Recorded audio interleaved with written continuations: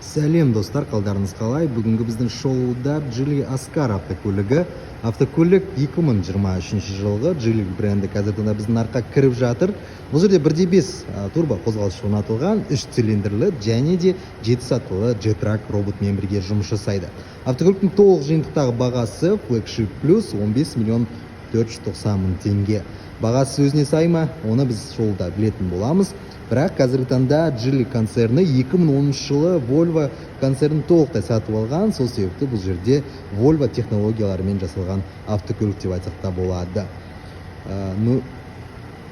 Автокөліктің дизайнына келетін болсақ, бізде қара түсте қазіргі таңда күндізгі жүру жарық шамдарын байқап тұрмыз. Және де мына жерде Geely жазуын байқап тұрмыз. Сіздерге қалай? Комментарий жазып отырыңыздар. Және де біздің каналға тіркеліп отырыңыздар. Жұмсақ гибридпен жұмыс жасайды.